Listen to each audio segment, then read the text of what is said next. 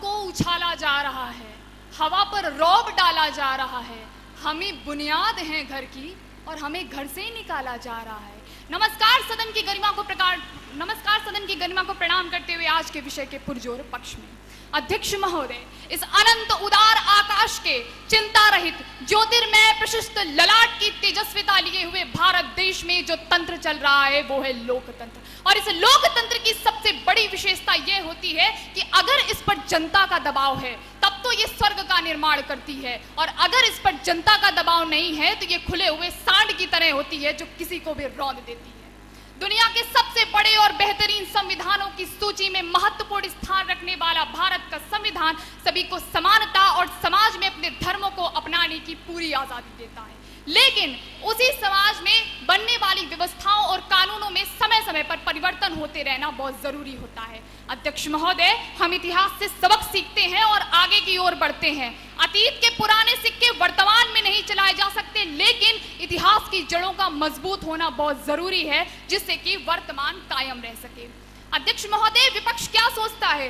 विपक्ष कहता है कि एक हिंदू लॉ होता है, एक मुस्लिम पर्सनल लॉ होता है, एक क्रिश्चियन पर्सनल लॉ होता है, और समान नागरिक संहिता के आ जाने से धार्मिक अधिकारों का हनन हो जाएगा। अध्यक्ष महोदय, क्या आप ये नहीं मानते कि इतिहास और वर्तमान का रिश्ता परिवर्तन और निरंतरता का है? जब जब बहस छिड़ती है तब तब सवाल उठता है कि सभी धर्मों के ऊपर एक विशेष धर्म के कानून को लागू करना ही समान नागरिक संहिता का उद्देश्य है। लेकिन अध्यक्ष महोदय, हमें ये समझना पड़ेगा कि समान नागरिक संहिता का उद्देश्य सभी धर्मों के कानूनों में एक रूपता और समानता लाना है, क्योंकि ये अपने आप में एक निष्पक्ष कानून है और इसका धर्म से कोई ताल्लुक नहीं है। अगर बारीकी से अध्ययन करेंगे तो एक चीज पता चलती है कि समय के चक्र में अगर ना के बराबर कुछ बदला है तो वो है महिलाओं की स्थिति। बचपन से लेकर जवानी तक लड़की के साथ होने वाले हर एक मजाक में विवाह की गूंज मौजूद होती है। अगर आपकी बहू छत पर खड़ी है तो इसका सीधा सा मतलब है कि घर का मान सम्मान छत पर खड़ा है।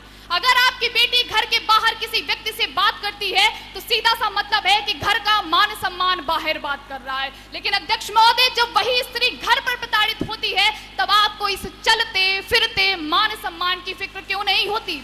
जब यही चलता फिरता मान सम्मान बराबरी की बात करता है, जब यही चलता फिरता मान सम्मान न्यायालय की अदालतों के आगे आंचल फैलाए हुए न्याय की मांग करता है, तब आप न्याय देने की बजाय अपने पैर पीछे की ओर क्यों घसीटने लगते हैं? केरल में हुई मुस्लिम महिला कॉन्फ्रेंस में 90% महिलाओं ने और वहीं के सायरो मालाबार चर्च ने समान नागरिक संहिता का पक्ष लेते हुए इसे देश की अखंडता का कवच माना है। यहाँ पर डॉक्टर भीमराव अंबेडकर की 2 टिप्पणियों का जिक्र करना चाहूंगी। पहली कि डॉक्टर बाबा भीमराव अंबेडकर की राय थी कि भारत में जो संविधान लागू हुआ है वो लोकतांत्रिक संविधान अलोकतांत्रिक जनता के ऊपर लागू हुआ है, और दूसरी कि एक बार संविधान के लागू हो जाने के बाद अपनी किसी भी तरह की मांग को मनवाने के लिए संविधान के इतर किसी भी तरीके का प्रयोग करना अराजकता के व्याकरण का उद्घाटन है। अध्यक्ष महोदय, ये समान नागरिक संहिता की जरूरत ही नहीं पड़ती अगर धार्मिक संगठन ईमानदारी और निष्पक्षता के साथ तुरंत न्याय करते। लेकिन समान नागरिक संहिता की जरूरत तब महसूस होने लगती है जब 15-15, 20-20 सालों से पड़े हुए तलाक और पारिवारिक मामले न्यायालय की अदालतों का बोझ बढ़ा रहे होते हैं, जब शरिया कोर्ट में 2 महिला गवाह के बराबर 1 पुरुष गवाह होता है। और अध्यक्ष महोदय, अगर जायदाद की बात करूं तो पुरुष की तुलना में महिला को जायदाद का सिर्फ 6वां हिस्सा मिलता है। अध्यक्ष महोदय, हम इस देश के नागरिक हैं, छाती ठोक कर अपना हक लेते हैं। अगर यातायात को सुगम बनाने की बात की जाए तो एक राष्ट्र एक कार्ड का कोई विरोध नहीं करता। बढ़ते हुए आपराधिक मामलों को रोकने के लिए भारतीय दंड संहिता जब धर्म, जाति, संप्रदाय से ऊपर उठकर समान रूप से न्याय करती है तब किसी को कोई आपत्ति नहीं होती। लेकिन जब समान नागरिक संहिता और एक राष्ट्र एक कानून की बात आती है तब जाने क्यों विपक्ष का खून कलकलाने लगता है। अध्यक्ष महोदय, विपक्ष तर्कों वितर्कों के चाहे जितनी इच्छाधारी पेश कर दे, सवालों जवाबों का चाहे जितना अनुलोम विलोम कर ले, लेकिन सफर जब किसी मुकाम पर पहुंचता है तो कटघरे में शुरुआत का समय ही होता है। आज से 300 साल पहले तक ईसाई धर्म में तलाक की व्यवस्था नहीं थी, लेकिन आज है। बहुपत्नी प्रथा से एक पत्नी व्रत का सफर हिंदू समाज ने तय किया है। इसलिए अध्यक्ष महोदय, निष्कर्ष निकालते हुए यही कहना चाहूंगी कि परिवर्तन ही प्रकृति का नियम है।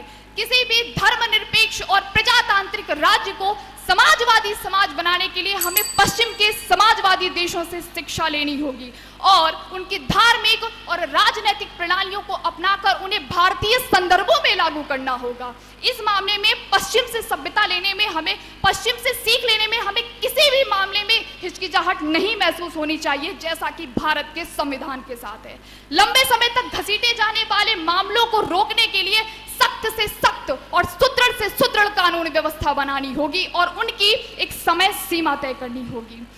इस प्रकार हम देश को एक मजबूत कानून व्यवस्था दे पाएंगे और भारतीय दंड संहिता देश हित में 100% लाभकारी सिद्ध होगी। अंत में यही कहूंगी कि उठो चलो बढ़े चलो, राष्ट्र है पुकारता, भेदभाव बढ़ रहे हैं चाहिए समानता, राष्ट्र है पुकारता चाहिए समानता। धन्यवाद।